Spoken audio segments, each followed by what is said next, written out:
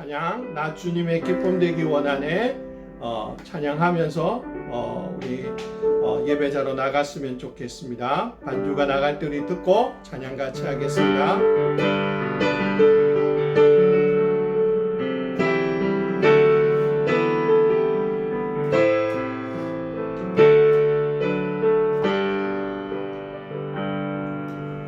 나 주님의 기쁨 되기 원하네. 내 마음을 새롭게 하소서. 새 부대가 되게 하여 주사. 주님의 빛 비추게 하소서.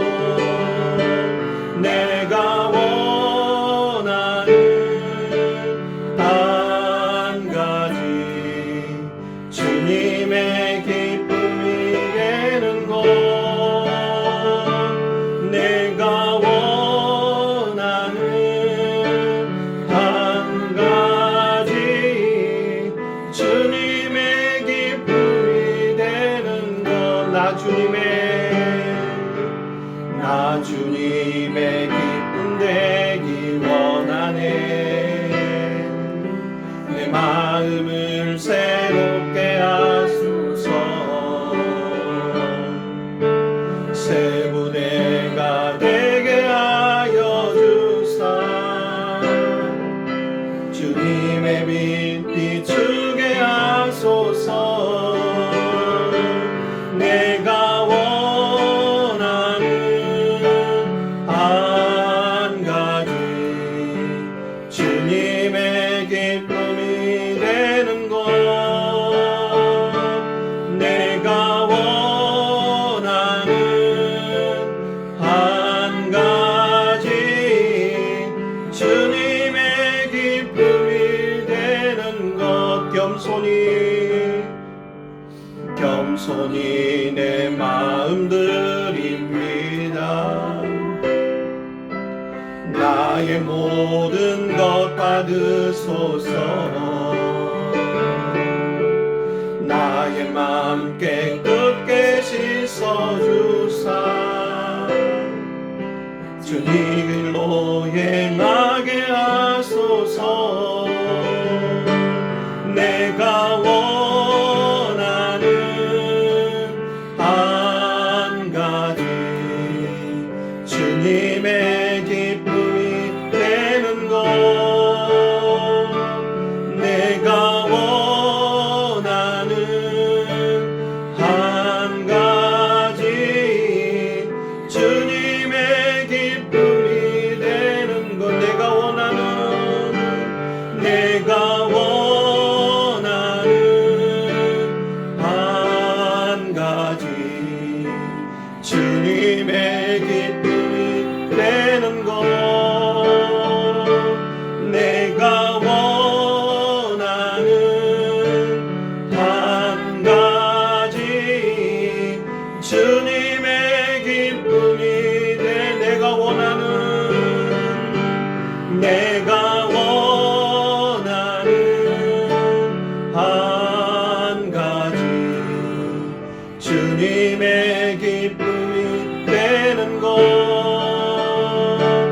내가 원하는 한 가지 주님의 기쁨이 되는 것. 오늘 저와 여러분이 예배자로서 있고 또 예배를 드리기 위해 모였습니다.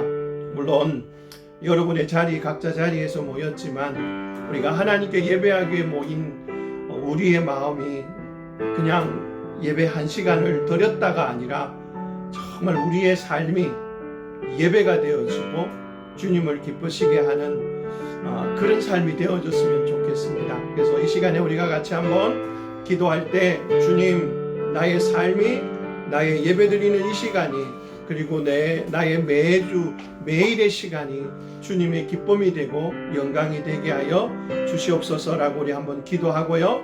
우리 부대를 위해서도 한번 기도합시다.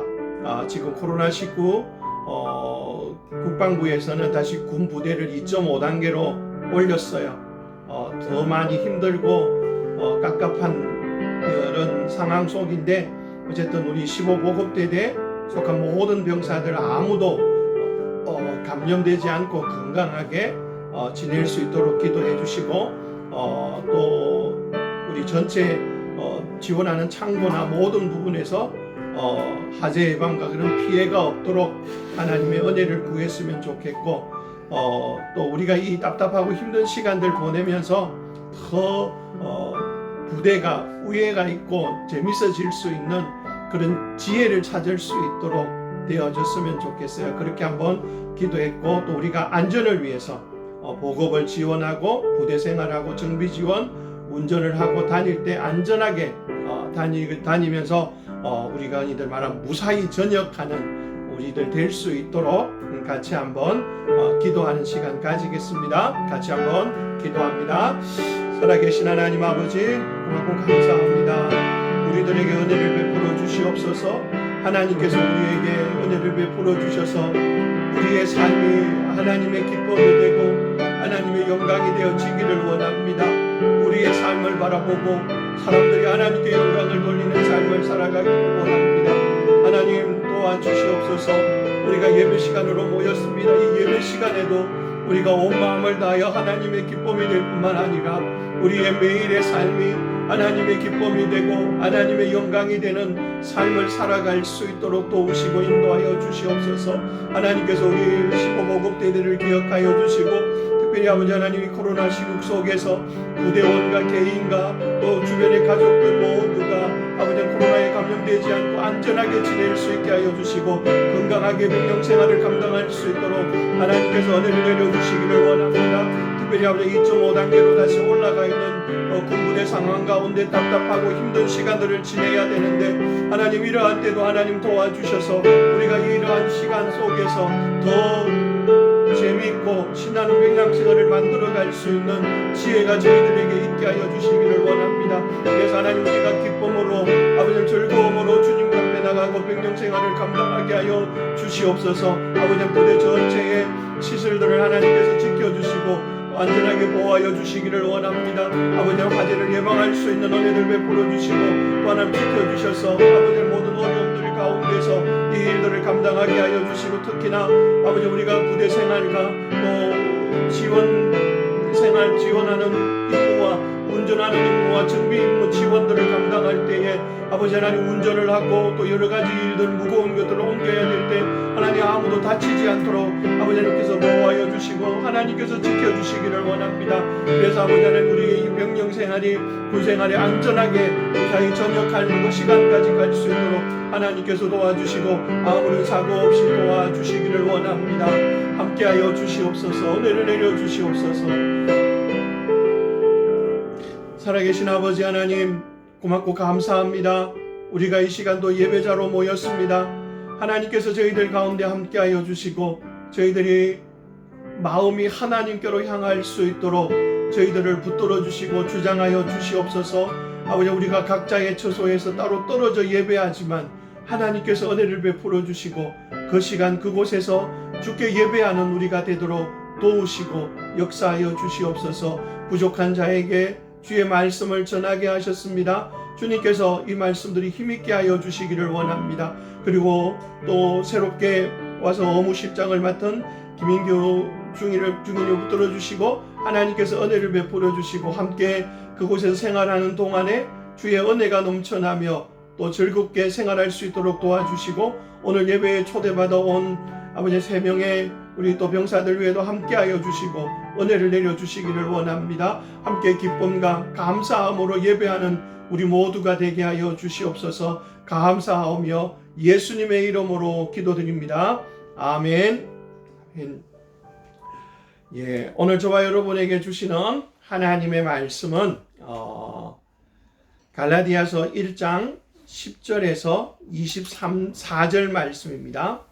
갈라디아서 1장 10절에서 24절 말씀입니다.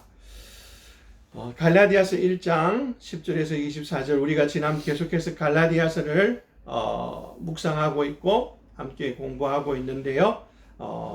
봐주시고 아직 그 위에 인사 안 한 사람들은 인사를 해주시면 좋겠어요. 인사도 해주고요. 예, 자 이제 제가 하나님의 말씀을 읽겠습니다. 책을 가지고 있는 성경책이 있는 친구는 찾아서 함께 보고요. 없는 사람들은 잘 들어주시면 좋겠어요. 갈라디아서 1장 10절입니다. 내가 사람들에게 좋게 하랴, 하나님께 좋게 하랴, 사람들에게 기쁨을 구하랴. 내가 지금까지 사람들의 기쁨을 구하였다면 그리스도의 종이 아니니라. 형제들아, 내가 너희에게 알게 하노니 내가 전한 복음은 사람의 뜻을 따라 된 것이 아니니라.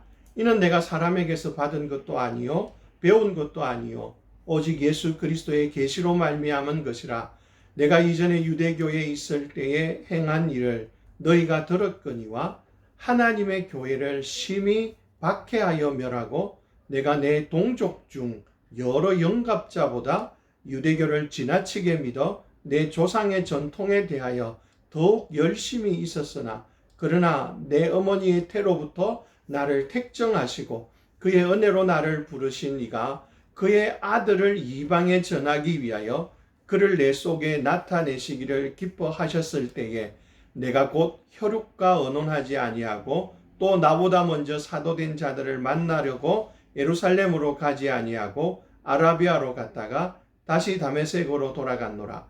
그 후 3년 만에 내가 게바를 방문하려고 예루살렘에 올라가서 그와 함께 15일을 머무는 동안 주의 형제 야고보 외에 다른 사도들을 보지 못하였노라. 보라, 내가 너희에게 썼는 것은 하나님 앞에서 거짓말이 아니로다.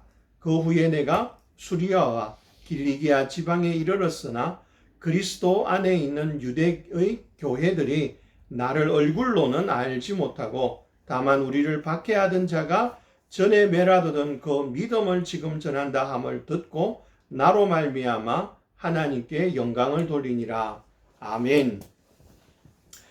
우리가 갈라디아서를 공부하면서 이런 이야기를 했습니다. 사도 바울이 다른 복음은 없다라고 하는, 우리 지난주에 했죠. 주제가 다른 복음, 다른 것을 따라가는 사람들 때문에 이 편지를 쓰고 있어요. 이 편지를 쓰면서 사도 바울이 자기 변정을 합니다. 내가 전하고 있는 이 복음은 사람들에게서 난 것이 아니고 하나님으로부터 직접 받아서 가르친 것이고, 내가 다른 사도들에게서 배워서 전하는 전달자가 아니고 나도 하나님으로부터 배워서 그것을 너희에게 전하기 때문에 나는 사도가 맞다라고 하는 것을 지금 논증하고 있는 겁니다. 그러면서 자기가 어떻게 예수님을 믿게 되었고 또 어떻게 배웠고 어떻게 살아왔는지를 보여주고 말합니다.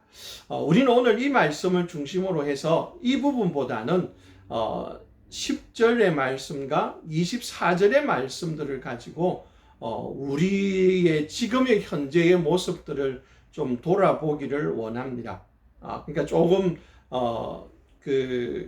이 말씀의 중심이 조금 더 다르게 볼 수 있는 부분이 될 것 같아요. 우리가 지금 살고 있는 한국 사회는 최근이죠. 코로나가 일어난 이후에는 더 심각한 일인데, 바로 그것은 많은 사람들이 교회를 비판한다라는 거예요. 비판하는 사람도 있지만 더 나아가서 기독교, 즉 기독교 전체를 무시하는 그런 데까지 나아갔어요. 그냥 비판을 하고 대적하고 하는 것 정도가 아니라 교회를 아예 무시하죠. 그래서 심지어 인터넷상에서는 기독교라는 단어를 쓰지 않는 그런 사람들도 있어요. 여러분들이 뭐라고 쓰는지는 알고 있으니까 제가 말하지는 않겠습니다. 그리고 특히 젊은 층들은 이제 교회를 오는 것을 원하지 않고 다 떠나갑니다. 떠나갈 뿐만 아니고 떠나가서 이제 교회를 비판하죠.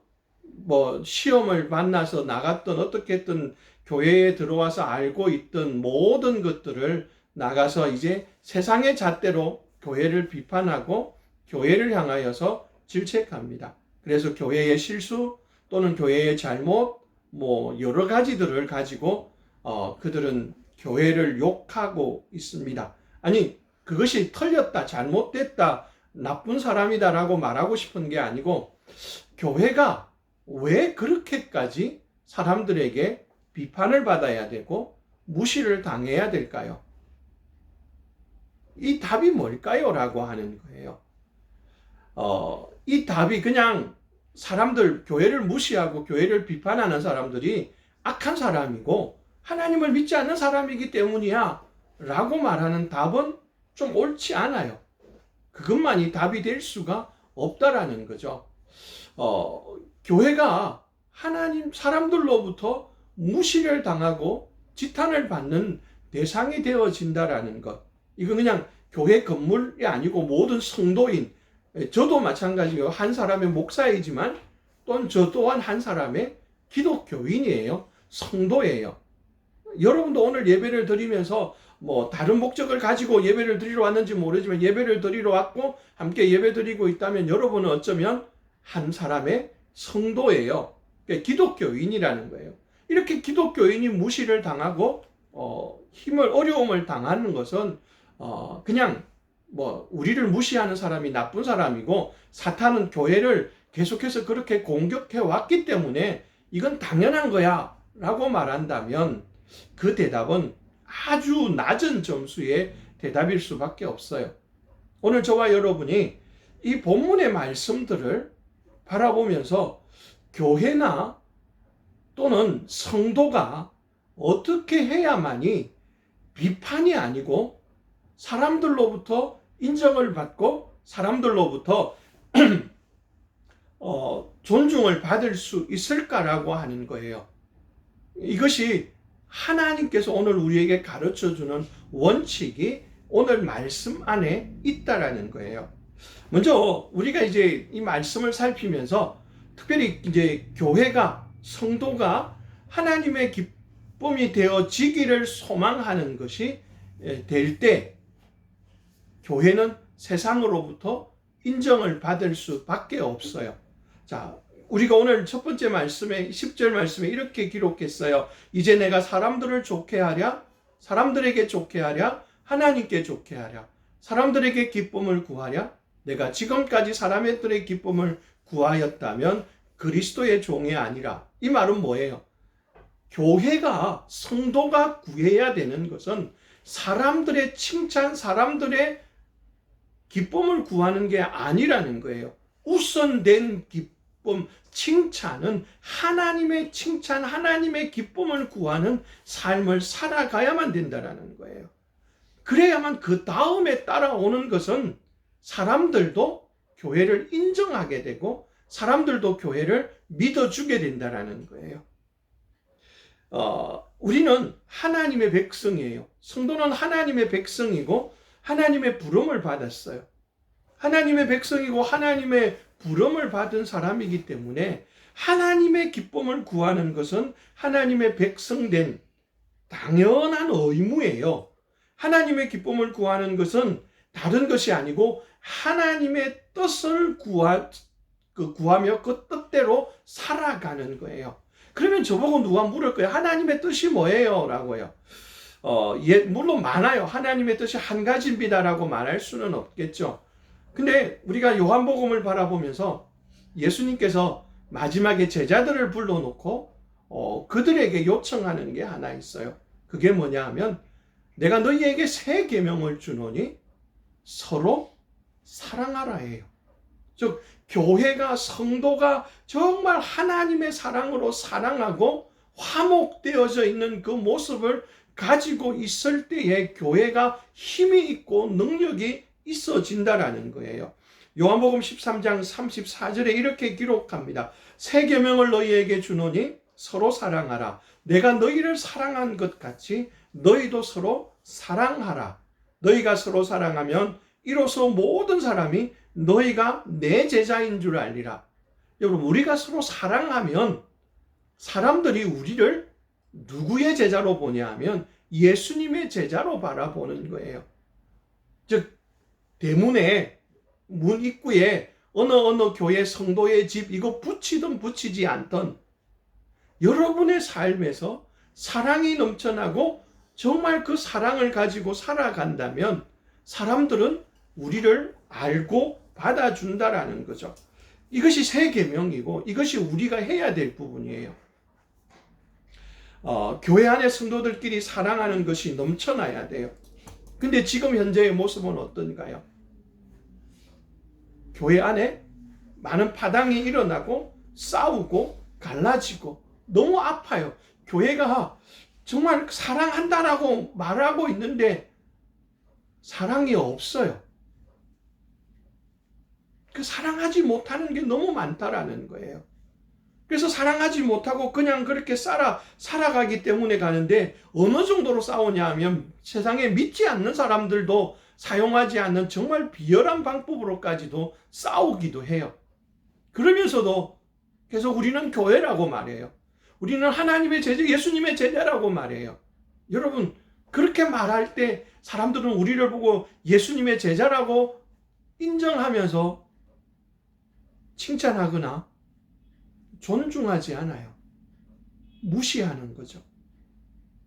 근데 교회가 처음 일어났던 교회인 예루살렘 교회를 보면 그러지 않았어요. 초대 예루살렘 교회는 이렇게 되어져 있었어요. 제가 두 구절을 읽을 겁니다. 사도행전 2장 47절은요. 하나님을 찬미하며 또 온 백성에게 칭송을 받으니 주께서 구원받는 사람을 날마다 더하게 하시니라. 여러분, 이 말씀이 뭐냐면 그 교회가 모여서 뭐 했냐 하면 마음을 같이하여 모이기를 힘쓰고 성경 공부하고 기도하고 그 다음에 여기에 나온 대로 자기들은 하나님을 찬양했어요. 그러니까 교회 안에 성도들끼리 정말 화목한 것들, 필요한 것들을 나누고 함께 쓰는 것들이 일어나고 있었어요. 세상을 향하여서 어떤 제스처도 하지 않았어요. 그런데 교회 안에서 정말 그들이 하나님의 사랑을 실천하는 거예요. 약한 자가 오면 강하게 하여 주고 배고픈 자가 오면 먹을 것을 주며 함께 달려가는 거예요. 그 사랑을 실천하는 교회가 되니까 예루살렘에서 예수님을 믿는 사람들을 박해하고 예수님을 십자가에 못 박아 죽이는데 동의했던 수많은 사람들이 그들을 칭찬하는 거예요. 여러분, 어쩌면 이들은 교회와 원수여가 돼야 되는 사람들이에요. 근데 그들이 교회를 칭찬하고 존중하더라는 거예요. 저는 코로나19가 일어나면서 한국 교회가 예배를 드리느냐 안 드리느냐 가지고 너무 많이 힘들어하는 것들을 보면서 여러분, 예배를 드리든 안 드리든 왜 그게 사람들의 지탄을 받아야 되나요? 이유는요, 교회가 정말 교회답지 못했기 때문에 지탄을 받았던 거예요. 존중을 받지 못했던 거죠. 다음 구절을 읽어주겠습니다. 5장 13절 말씀이에요. 이렇게 기록합니다. 그 나머지는 감히 그들과 상종하는 사람이 없으나 백성이 칭송하더라. 여러분, 이제 2장은 처음 교회가 일어났고 이제 5장으로 가면 좀 더 교회가 성도가 많아지고 있어요. 많은 사람들이 모여서 예배를 드리고 있어요. 근데 이들과 이 예수님을 믿는 사람들과 뭐 하지 않았다라고 말하냐면 상종하지 않았대요. 즉 철저한 유대인들은 저거는 우리하고 만날 수 없는 사람들이야. 마치 이방인 취급을 하면서 상종을 안 하는 거예요. 유대인들은 상종하지 않는 사람들이 몇 사람 있어요. 첫 번째는 사마리아 사람들, 두 번째는 이방인들, 세 번째는 한센시병, 즉 문둥병에 걸린 사람들을 가까이 하지 않아요. 다 멀리 떠나버려요. 그러면서 부정하다고 하면서 가까이 하지 않는 사람이에요. 근데 마치 크리스찬들이, 이 초대교회 성도들이 그런 사람들의 취급을 받았어요. 상종하지 않는다고요. 그런데 뭐 했다고 말하냐면 백성이 칭송했어요. 가까이 가기는 싫은데 근데 그 모습을 바라보면서 정말 교회가 성도가 너무 멋있어 보이고 너무 탁월해 보이는 거예요. 저렇게 살아가는 것이 정말 하나님의 백성들이 살아가는 것 같구나라고 칭찬하는 거예요. 아니, 여러분, 예루살렘 교회가 큰 건물을 가지고 있었지 않았어요. 여러분, 사람들의 호감을 구하는 것들이 아니었어요. 그들은 하나님의 말씀을 듣고 배우고 그 배웠던 말씀대로 실천하며 살아가는 거예요. 그들이 그를 보면서 칭찬하는 거예요. 교회가 한 일은 그냥 말씀을 듣고 말씀을 실천하는 거예요. 배운 대로 행동하고 살아가는 거예요. 사랑하며 살아가는 거예요. 자신만을 생각하는 것이 아니고 나누어 주고 또 예배하고 기도하고 말씀을 듣고 그 말씀이 원하는 것을 하는 거예요. 그러니 사람들은 상종하기는 싫은데 그 사람들의 모습을 보니까 너무 멋진 사람이에요. 너무 좋은 사람이에요. 일을 시켜도 되겠어요. 그 사람에게 일 하나 맡기면 틀림없는 거예요. 왜요? 말씀대로 하면서 정말 주님이 원하는 대로 살아가고 있기 때문이죠. 예, 그 모습이에요. 자, 그 말씀대로 살아가는 것은 교회에게 돌아온 것이 칭찬이었어요. 즉, 성도가 성도답게 살아가는 거예요. 우리는 교회의 부흥을 기대하면서 사람들은 많이 말합니다. 교회가 부흥하려면 뭔가 특별한 기적이 일어나야 된다고요. 병이 낫는 기적이 일어나야 되고 암 환자가 낫는 기적이 일어나야 되고 눈먼 자가 눈 뜨는 기적이 일어나야만 부흥이 일어날 거라고 하는 그런 착각을 하는 사람들이 참 많아요. 근데 성경 전체를 보십시오. 성경에서 말하고 있는 진정한 칭찬과 부흥은 그 교회 안에서 병든 자가 나았기 때문에 칭찬했던 게 아니었어요. 물론 그것은 한 번에 놀라움을 줄 수는 있어요. 관심을 가지게 만들 수는 있어요. 그러나 그것으로 교회가 칭찬을 받았던 건 아니에요. 그들이 칭찬을 받았던 것은 그들의 삶이었어요. 변화된 그들의 삶을 보고 사람들이 다가온 거예요. 그러면 이 성도들의 변화는 도대체 어디에서 나왔을까요? 예, 그들은 하나님을 기쁘시게 하고 싶었어요. 그들은 하나님이 원하는 대로 살아가기를 원했어요. 이것이 하나님께서 원하는, 우리들에게 원하는 삶의 열매라는 거예요. 여러분이 요한복음 15장은 포도나무 비유가 있어요. 예수님이, 하나님은 농부고 예수님은 포도나무고 우리는 가지예요. 우리가 가지가 되어져서 살아가면서 우리는 열매를 맺어야 돼요. 포도나무에 무슨 열매가 맺어야 돼요? 당연히 포도가 맺어야 돼요. 예, 포도나무에 사과가 열리면 기적이겠죠? 예, 그 기적은요, 한번 놀라움으로 그치는 거예요. 근데요, 그 포도나무가 열매를 맺으면, 포도나무에 좋은 열매를 많이 맺으면 누가 영광을 받느냐 하면 하나님 아버지께서 영광을 받는다고 요한복음 15장 8절에 기록하고 있어요. 너희가 열매를 많이 맺으면 내 아버지께서 영광을 받으실 것이요 너희는 내 제자가 되리라. 한번 생각해 보십시오. 제가 아는 그 장모님 중에 한 분이 저 경상북도 영천에서 포도농사를 짓고 있어요. 이분이 포도농사를 짓는데 이분 포도밭에 포도가 정말 크고 맛있어요. 달아요. 그러면 사람들이 와가지고 칭찬을 합니다. 와, 이 포도나무 진짜 좋은 나무야. 이 포도나무 정말 멋진 나무야. 포도나무가 정말 좋아. 이렇게 할까요? 아니면 와, 이 사람 농사 정말 잘 지었네 라고 말할까요?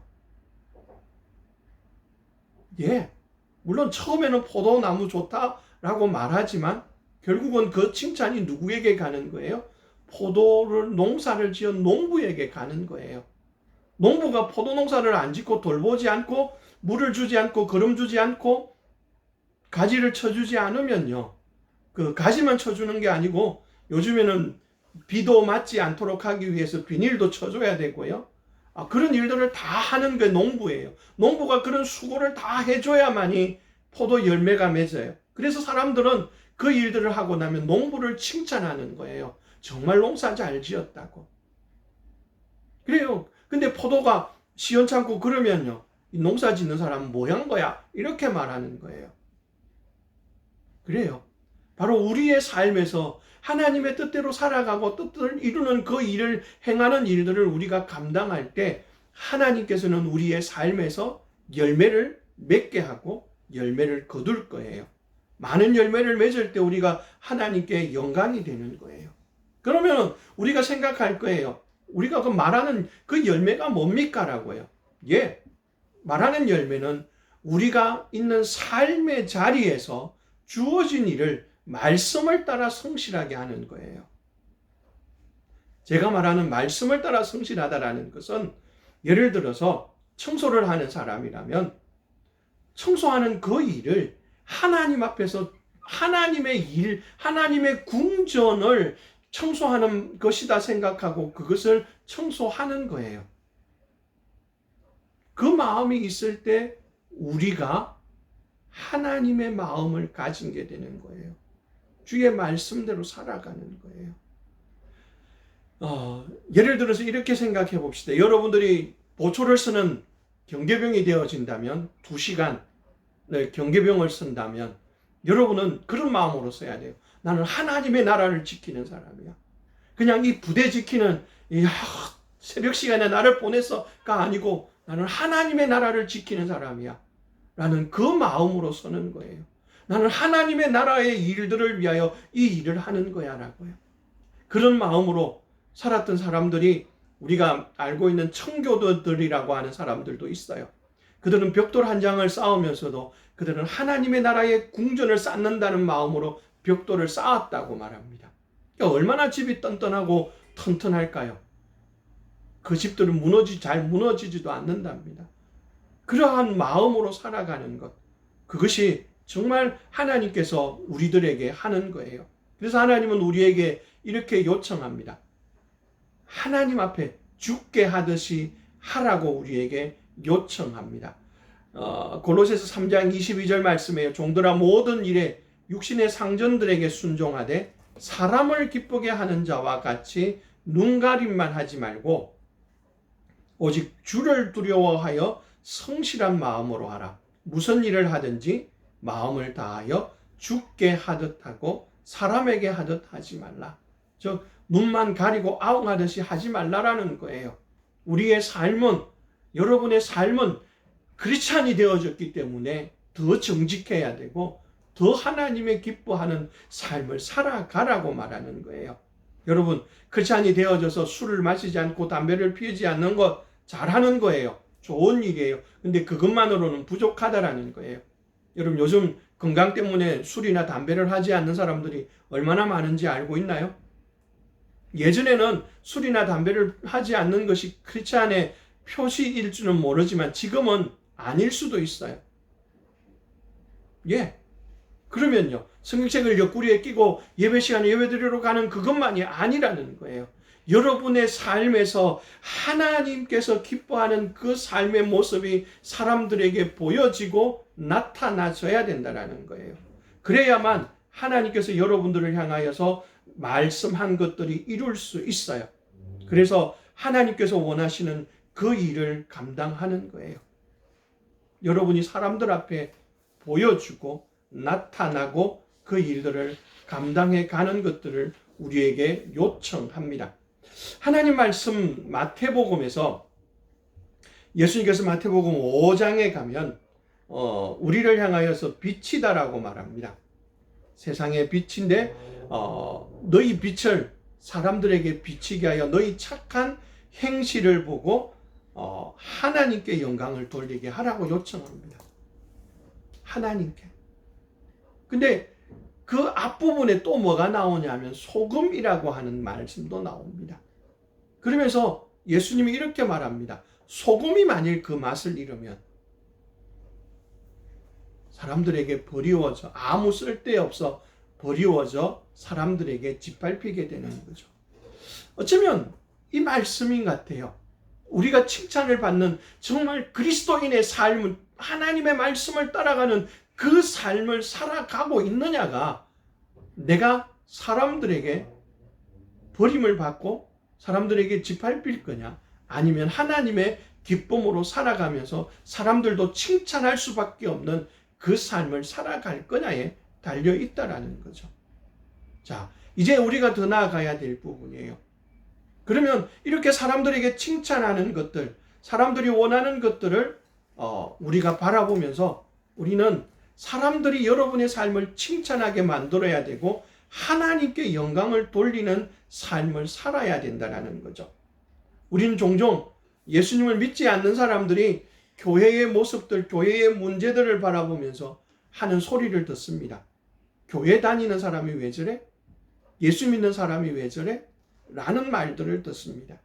예수 믿는 사람이 왜 저래? 라고 하면서 말하는 그 의미 속에는 그 사람, 예수 믿지 않는 그 사람 속에는 예수님을 믿는 여러분에게 뭔가 기대하는 특별한 기대치가 있다라는 거예요. 그 기대치가 있는데 그 기대치를 못 미치고 자기하고 똑같거나 때로는 자기보다 못하게 더 악하게 살아가는 모습을 보면 당연히 말할 수밖에 없다라는 거예요. 왜 저래? 크리스찬이 왜 저래? 교회가 왜 저래? 여러분, 이 말은 참 슬픈 말이에요. 우리가 세상 사람들의 기준, 교회, 성도, 크리스찬들을 향하여 가지고 있는 기준조차도 만족하게 이루지 못하면서 어떻게 하나님의 기준을 이루며 살 수 있을까요? 조금 전에 말씀드렸던 그런 삶은 맛을 잃어버린 소금이에요. 맛을 잃어버린 소금은 정말 아무짝에도 쓸모가 없어요. 그래서 버려져서 사람들에게 밟혀요. 참 슬프잖아요.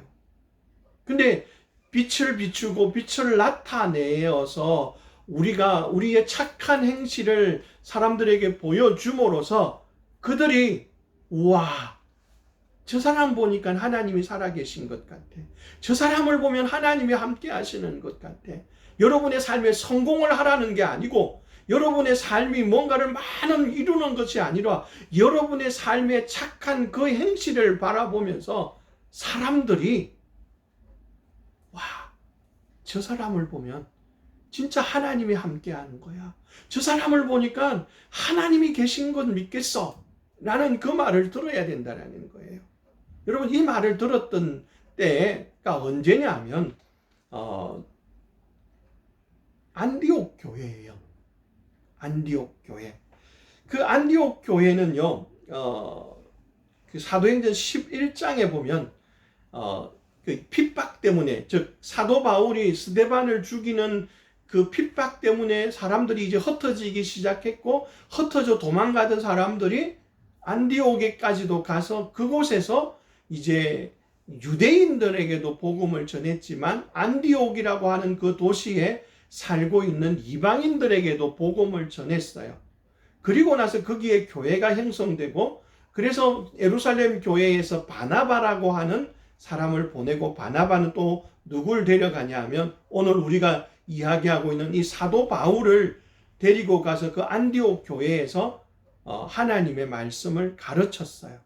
그 하나님의 말씀을 가르치니까 이때 그곳에서 드디어 사람들이 그리스도인이라는 이름을 얻었어요.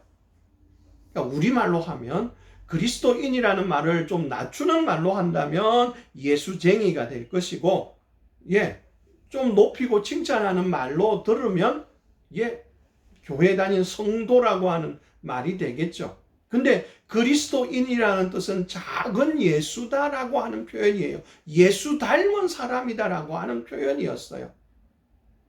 여러분, 이방인들이었어요. 그들도 그곳에서 살았어요. 그 전까지, 복음을 듣기 전까지는 그들과 똑같이 뭐 했을까요? 거짓말하고 속이고 훔치고 싸우고 술 마시고 이런 모든 것들을 그곳에서 같이 했던 사람들이에요. 같이 했던 그 어둠에 있던 그 사람들이 복음의 빛이 들어온 거예요. 그래서 빛이신 예수 그리스도가 그들 속에 들어왔고 그들은 예수님이 원하는 삶이 무엇인가를 배우게 되고 알게 되어졌어요. 배우게 되고 알게 되어진 그들이 그곳에서 이제는 전에 훔치던 것을 더 이상 훔치지 않아요. 눈속임하면서 일하던 걸 눈속임하지 않고 정직하게 일해요. 원래는 2시간 만에 끝내는 일을 설렁설렁해서 4시간, 5시간 하던 일을 그는 2시간 만에 정확하게 끝내고 더 할 일을 찾는 거예요. 어쩌면 피곤한 삶을 살아가는 수도 있어요. 그런데도 그들은 그 삶을 살았단 말이에요. 그렇게 살아가니까, 그렇게 사니까 그 주변에 있던 사람들이 뭐라고 말한다고요? 저 사람들은 그리스도를 닮은 사람들이야. 그리스도인이라고 하는, 우리말 크리스천이라고 하는 이름을 드디어 얻은 거예요. 드디어 얻었다고요. 여러분은 뭐라고 불려집니까? 그냥 자칭 크리스찬, 자칭 성도, 자칭 신자, 이게 아니어야 된다는 거예요. 다른 사람들도 여러분을 바라보면서 크리스찬으로 볼 수 있게 만들어야 된다는 거예요. 왜냐하면 여러분 안에 빛이 들어와 있어요. 여러분 안에는 예수 그리스도의 빛이 있다고요. 요한복음의 1장에서 분명하게 말하는 것은 그 예수님이 하나님의 말씀이신 예수님이 생명이 되었고 생명은 사람들의 빛이다라고 말했어요. 그리고 예수님도 요한복음에서 내가 곧 빛이니라고 말했어요. 우리는 그 빛이신 예수님을 마음에 모셨어요. 그러면 그 빛이신 마음이 우리 속에 들어오면 우리도 자연스럽게 빛을 나타내는 거예요. 그래서 사도 바울도 우리를 바라보면서 자신들 예수 믿는 사람을 뭐라고 말하면 빛의 자녀라고 말해요. 그리고 빛의 자녀답게 살아가라고 요청합니다. 그럼 빛의 자녀가 되고 빛이 있어야 되고 그렇다면 그 빛을 따라서 살아가는 것이 당연한 거예요. 우리가 빛을 나타내는 그 일은 우리의 착한 행실을 사람들에게 보여주는 거예요. 나타내는 거예요. 믿음으로, 행함으로 나타내는 거죠. 그래서 사도 예수님의 형제인 야고보는 우리의 행함으로 믿음을 보여라고 말합니다. 행함이 없는 믿음은 죽은 것이다라고 말하면서 우리에게 행함이 있는 믿음을 나타내라고 말하는 거예요. 행함으로 우리의 믿음을 보여주라는 거예요.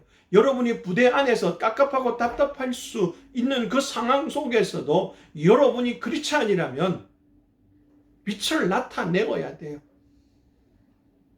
여러분이 착한 행실을 통하여서 볼 수 있어야 된다는 거죠. 똑같은 모습으로 똑같이 서 있는 것은 하나님께서 원하시는 그 삶이 아니라는 거예요.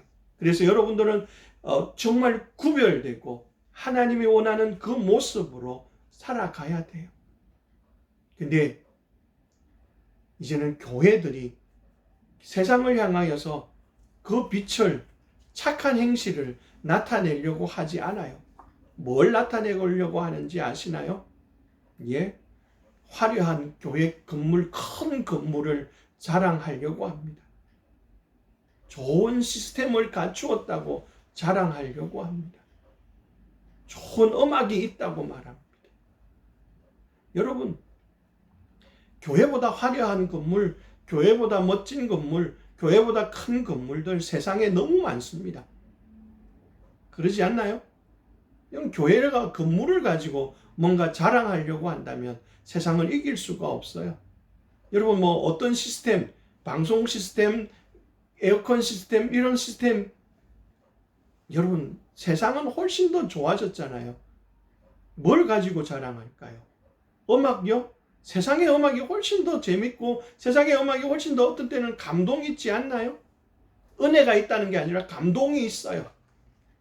여러분, 그런데 자꾸 우리는 그런 것들을 가지고 세상하고 견주면서 우리가 더 낫다라고 말하려고 해요. 여러분, 그것은 우리가 세상을 향하여 비추는 빛이 아니에요. 그것으로 세상을 이길 수가 없다라는 거예요. 세상을 이길 수 있는 것은 우리가 가지고 있는 믿음을 우리가 행함으로 나타내는 거예요. 그럴 때 사람들이 정말 그리스도인이다라고 말하면서 우리를 칭찬하고 우리의 아버지 되신 하나님을 칭찬하고 인정하는 거예요. 제가 어렸을 때 저는 작은 시골 동네에서 살았어요.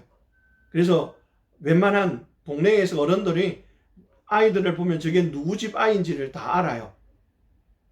그래서 누구 집 아이인지 다 아니까 뭔가 하나 잘하거나 잘못하면 사람들은 당장 그래요.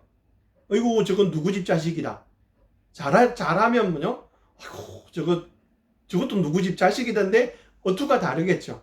좀 누구 집 자식 그럴 때 좀 아이고 저 자식 아이고 누구 집 자식 아냐? 그 말은 좀 못할 때 그런 거예요. 아버지가 욕을 먹는 거예요. 근데 제가 잘하면은 뭔가를 열심히 하고 있으면 아이고 저 녀석 누구 집 둘째 아니냐? 뭐 셋째 아니냐? 이러면서 말하는 거예요. 그건 아버지를 칭찬하는 거잖아요. 마치 우리의 삶이 그래야 된다고요. 세상의 사람들이 나를 성도로 알고 하나님의 자녀로 알고 내 삶과 내 말과 내 행동을 보면서 사람들이 하나님을 칭찬하는, 오, 저 사람 하나님의 자녀야. 저 사람 하나님의 백성이야. 라고 말할 수 있도록 만들어 가야 되는 게 우리의 모습이다라고 하는 거죠. 이것이 우리가 갖추고 우리가 해야 된다는 거죠. 우리는 세상과 다른 것으로 견주어서 이길 수 없음을 알아야 됩니다. 그러면 이제 결론을 냈습니다. 이제 우리입니다. 오늘 여기 예배를 드렸기 때문에 여러분이 그리스도인이라고 말하는 것은 좀 낮은 수준입니다. 여러분이 술이나 담배를 하지 않는 것 때문에 여러분이 그리스도인이라고 하는 것도 낮은 수준입니다.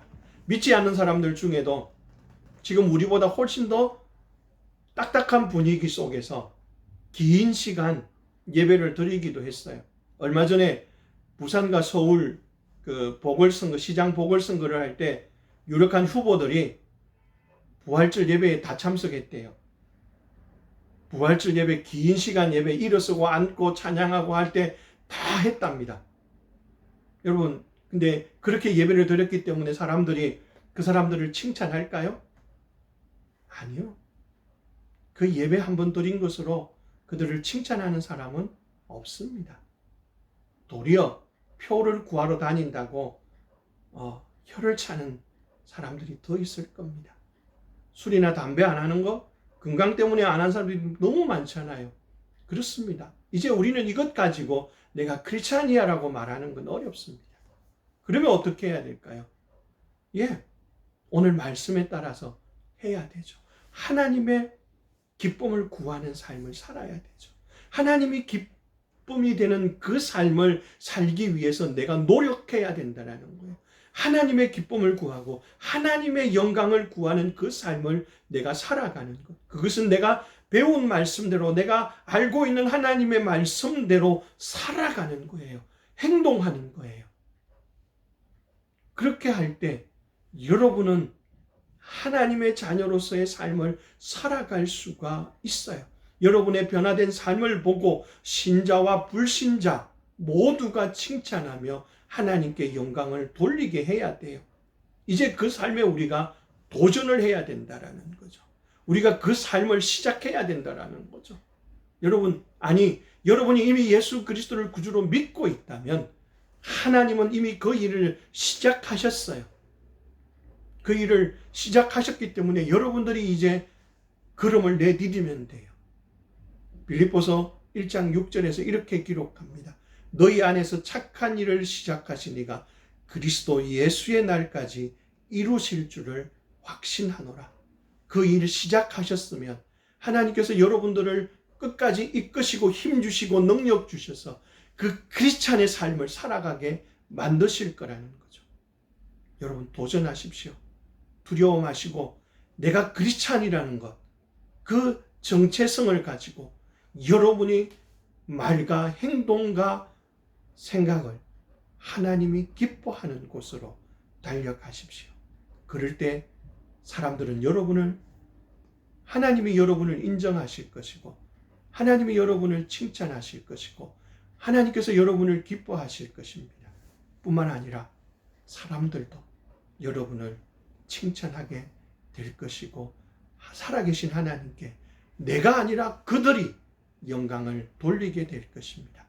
여러분의 삶이 하나님의 기쁨이 되고 여러분의 삶을 보고 사람들이 하나님께 영광을 돌리는 그러한 삶을 살아가는 우리 15보급대대 모든 장병들 되어지기를 원합니다. 기도하겠습니다. 살아계신 아버지 하나님, 고맙고 감사합니다. 하나님께서 우리를 사랑하여 주시고 은혜를 내려주시고 도와주셔서 감사합니다. 이 시간 우리가 말씀을 들었습니다. 우리의 삶이 하나님의 기쁨이 되고 하나님의 영광을 나타내는 삶이 되기를 원합니다. 하나님의 기쁨이 되는 삶을 살아갈 때 사람들이 칭찬하고 사람들이 하나님께 영광을 돌리게 될 것입니다. 하나님, 우리의 삶이 그렇게 되기를 원합니다. 도와주시옵소서.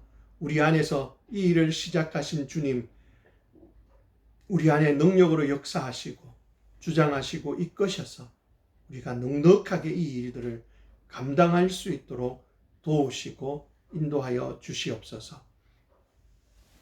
이제는 우리 주 예수 그리스도의 은혜와 하나님 아버지의 크신 사랑하심과 성령님의 함께하심과 도우심과 인도하심이 하나님의 기쁨이 되는 삶을 살며 사람들에게 칭찬을 받고 사람들이 우리의 삶을 보고 영광을 돌리는 그런 삶을 살기를 원하는 머리 숙인 사랑하는 15보급대대 모든 장병들과 모든 부대원들 위해 그리고 가족들을 위해 우리들이 사랑하는 조국 대한민국 위해 이제로부터 영원토록 함께 있을지어다.